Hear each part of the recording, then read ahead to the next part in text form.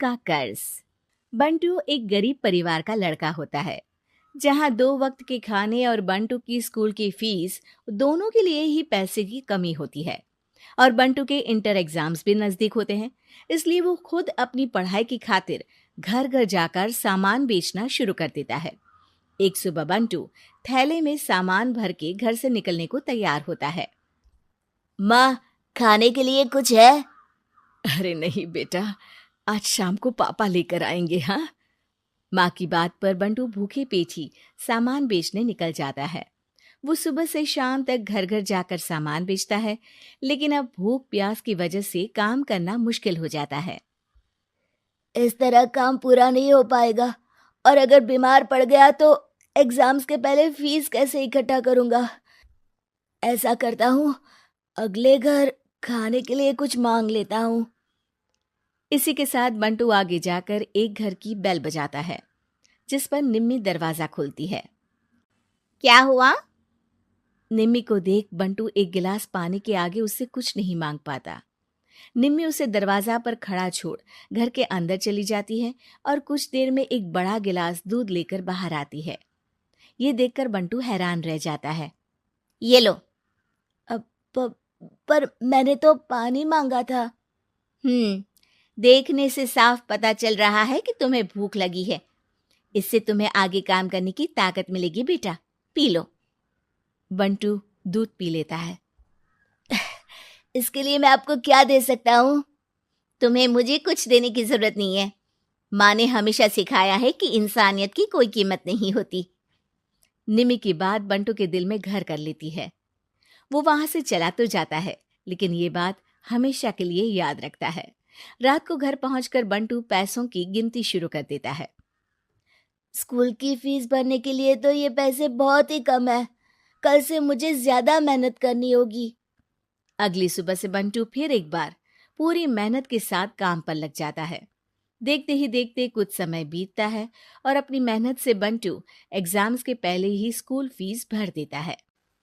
अब मैं भी एग्जाम्स दे पाऊंगा और फिर मेडिकल कॉलेज में जाकर बहुत बड़ा डॉक्टर बनूंगा।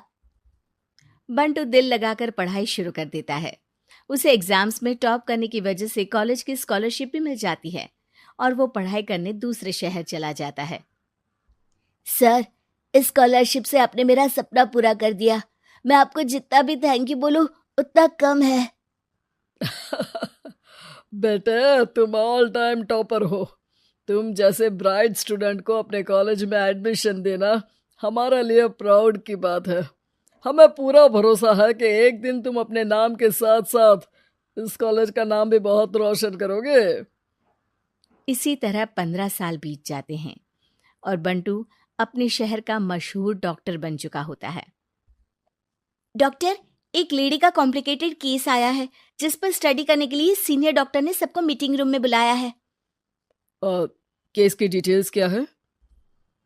बंटू के पूछने पर नर्स उसे लेडी की सारी डिटेल्स बताती है, जिस पर बंटू उसके शहर का नाम सुनते ही चौंक कर भागता हुआ उसके कमरे में पहुंच जाता है, जहां वो निम्मी को देखते ही पहचान लेता है।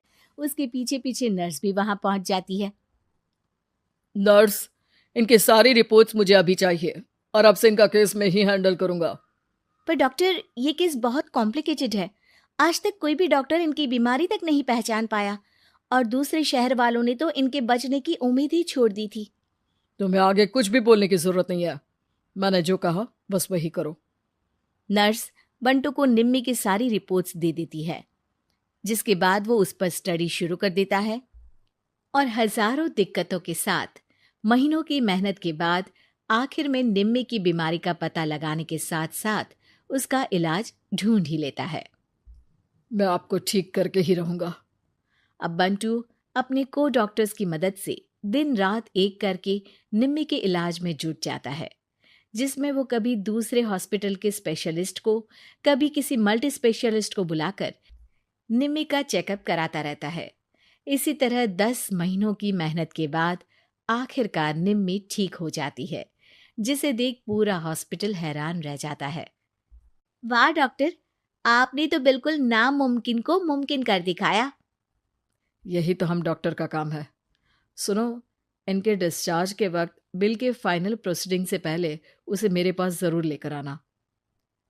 कुछ ही हफ्तों में निम्मी के डिस्चार्ज होने का वक्त भी आ जाता है। निम्मी नर्स से बिल के बारे में पूछती है। पेपर सारे तैयार हैं, आप तैयार हो जाइए, तब तक मैं बिल की कॉपी भिजवाती हूँ। नर्स बिल लेकर पहले बंटू के पास जाती है, जिस पर वो बिल देखकर उस पर कुछ लिखता है और नर्स को वापस कर देता है। नर्स उसे निम्मी के पास भेज देती है और बिल हाथ में आते ही निम्मी उसे देखने से पहले ही परेशान हो जाती है।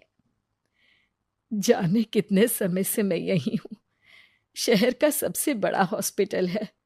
बिल तो बहुत लंबा चौड़ा बन गया होगा, जिसे भरने में मेरी बची कुची पूरी जिंदगी बीत जाएगी।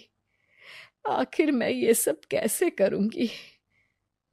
डरते घबराते निम्मी बिल खोलती है तो उसकी नज़र बिल के आखिर में लिखे एक नोट पर पड़ती है, जिस पर लिखा होता है, 1 गिलास दूध ने बिल पूरा कर दिया।